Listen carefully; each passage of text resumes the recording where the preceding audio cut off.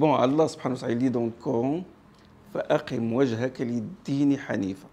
Consacre-toi à la religion en croyant originelle, selon la prime nature. فِطْرَةَ اللَّهِ الَّتِي فَطَرَ النَّاسَ عَلَيْهَا, selon la prime nature, selon laquelle Allah a prédisposé les hommes. لَا تَبْدِيلَ لِخَلْقِ اللَّهِ, il n'y a pas de changement dans la création d'Allah. Dans la création d'Allah. لا تبديل لخلق الله ذلك الدين القيم, telle est la religion droite, ولكن أكثر الناس لا يعلمون, mais la plupart des gens ne savent pas. Donc, je crois que toute l'école de réforme aujourd'hui doit se fonder sur ça. Nous devons revenir à l'origine, nous devons authentifier les choses, revenir aux bases, parce que c'est sur cette saine nature que repose la religion d'Allah subhanahu wa ta'ala, depuis Adam jusqu'à aujourd'hui.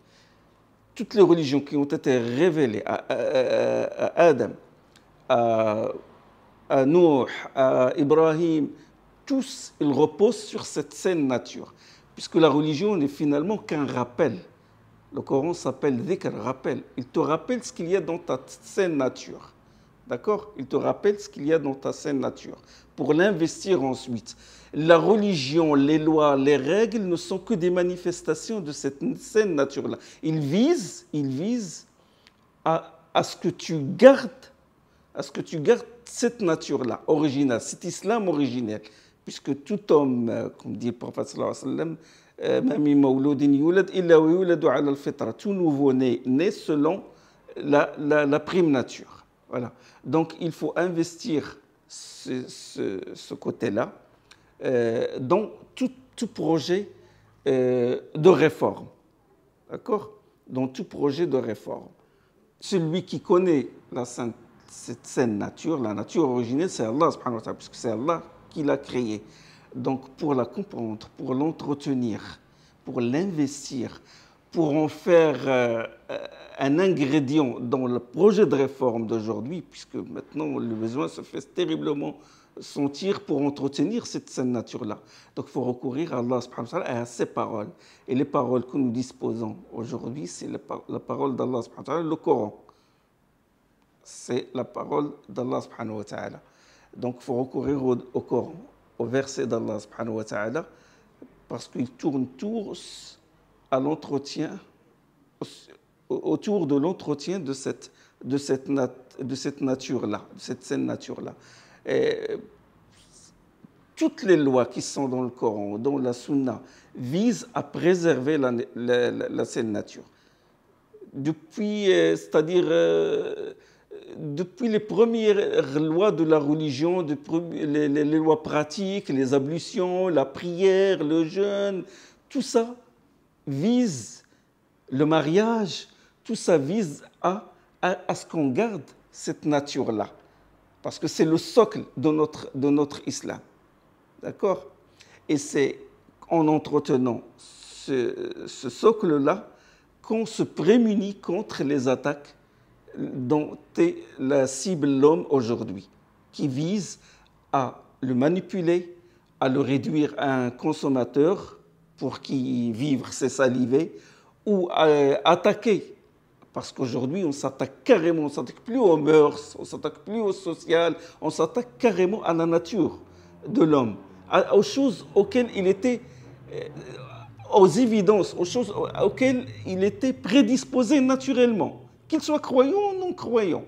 Il est prédisposé, l'homme est prédisposé à aimer la femme est prédisposée à aimer l'homme, l'amour de tout ce qui est beau, etc. Là, on attaque ça, on le fait douter sur ça. Il y a des laboratoires, de l'ingénierie sociale, du marketing, tout un travail, puisque maintenant le contrôle ne se fait plus à l'échelle, on ne cherche plus à contrôler un pays par les armes, par la manipulation via les réseaux sociaux, etc.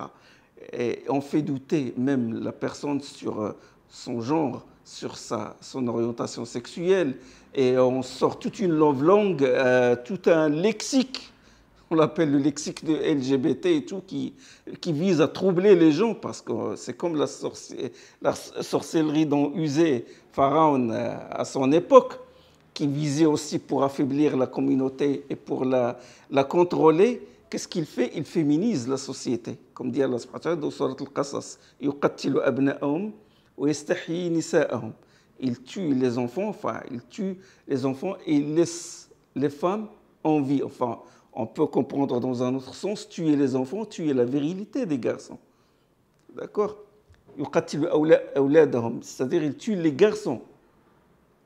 Et ça, c'est un mode de contrôle. Quand on détruit la virilité de l'homme, et aussi de l'autre côté, quand on détruit la féminité de la femme, ils deviennent des êtres manipulables. Donc la saine nature, elle est un bouclier qui nous prémunit contre ces attaques-là, contre ces manipulations-là, que ce soit par la prière, et les premiers piliers auxquels le Coran nous attache, c'est la foi en Allah et la foi au jour dernier. Quand tu crois en Allah subhanahu wa ta'ala, quand tu adores Allah, tu te dévoues à lui, quand tu crois au jour dernier, tu ne rentres pas dans ce moule dans lequel ils cherchent à te mettre. Tu ne rentres pas dans leur moule pour te réduire à une entité quantifiable, à une entité calculable, prévisible. Le croyant, quand il croit en Allah subhanahu wa ta'ala, qu'il se dévoue, il n'est plus dans les mains sataniques. D'accord? D'où la nécessité de ce projet, la nécessité d'un projet de réforme qui se fonde sur la prime nature. D'accord? Si, par exemple, la suite de ces versets-là, c'est très intéressant parce que là, ça nous ramène aux autres écoles de réforme. C'est qu'Allah subhanahu wa ta'ala, il a dit juste après cela, il a dit « Munibina ilayh » retournons déterminément à Allah subhanahu wa ta'ala, retournez, c'est-à-dire retournez à Allah, retournez à votre nature. Wattaqouh, craignez-le, wa aqimus salat, accomplissez la prière, wa la takunu min al-mushrikin, ne soyez pas du nombre des associateurs. Wa la takunu min al-mushrikin min alladhina farraqu dinahum, de ceux qui ont éclaté leur religion, de ceux qui ont éclaté farraqu dinahum. ولا تكونوا من المشركين من الذين فرقوا دينهم وكانوا شيعا, ils ont éclaté leur religion en secte. كل حزب بما لديهم فرحون, chaque partie se complaisant de sa particularité. Donc, quand on suit sa saine nature, ce projet de réforme dont je parle, pourquoi il peut pas rentrer dans ce moule du mondialisme? Parce que les autres partis, les autres écoles de réforme qu'on a vécues, l'école qui se fonde sur le soufisme, l'école qui s'est fondée sur l'activisme, l'école qui se forme sur un certain traditionnalisme, salafi, etc. Les gens, ils ont associé certaines idées, certaines tendances à Allah subhanahu wa ta'ala. Comment ça? C'est que l'appartenance au groupe, l'appartenance au parti, l'appartenance à la confrérie, cette appartenance-là a été associée avec Allah subhanahu wa ta'ala. Des fois, des choses, des prescriptions de la religion, ils viennent à ces groupes-là et pourtant ils les sacrifient au profit du groupe, au profit de la jama'a. Non, oui, je sais que c'est ma nature m'appelle, me dit c'est pas bon ce que ce groupe-là fait sur cette question-là, mais je ne peux pas le faire parce que le groupe va m'expulser, va me bannir, va me rejeter. D'accord? Donc il faut faire très attention à ça. Cette école-là, le but c'est de prémunir justement contre les dérives sectaires. Quand je parle de dérives sectaires, ce n'est pas les mu'tazilites, c'est même au sein de la sunna. Les dérives sectaires, comme la rigidité, un certain formalisme chez les soufis, dénoncé par Ibn Taymiyyah, où il distingue les soufis, soufiyat al-haqa'iq, les soufis qui s'attachent aux réalités, qu'ils vantent, à l'instar d'Ibrahim ibn Adham, de Fudayl ibn Iyad, de Junayd, etc., les grands du soufisme qui sont dans le soufisme sunnite. Et donc, dérive sectaire, c'est tomber dans certains formalismes. Ibn Taymiyya dit les soufis du formalisme, Rosoum, Soufiyat Rosoum, il ne faut pas les suivre. C'est des gens qui se cantonnent à un dhikr inlassable d'oraisons jaculatoires, c'est-à-dire Allah, Allah, Allah, Allah, mais sans s'imprégner des réalités de la foi. C'est ce groupe-là. Ou comment je peux appeler ça, la frénésie organisationnelle de certains activistes. Chez les Ikhwan, par exemple, on s'emporte dans l'organisation et tout, et on oublie le fond, l'attachement au Coran, on oublie l'attachement aux prières, les prières nocturnes, etc., pour se ressourcer.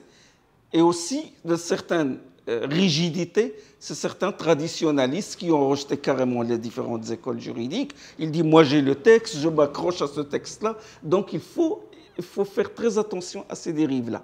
Parce que le verset en question, il dénonce aussi, si on le comprend bien, il dénonce ce genre de sectarisme-là. Donc pour préserver notre saine nature, il faut raisonner, il faut revenir, réfléchir, il faut se dévouer à Allah, subhanahu wa ta'ala, s'attacher à Allah. Il faut, pour être plus concret, pour entretenir cette nature-là, il faut vulgariser le Coran.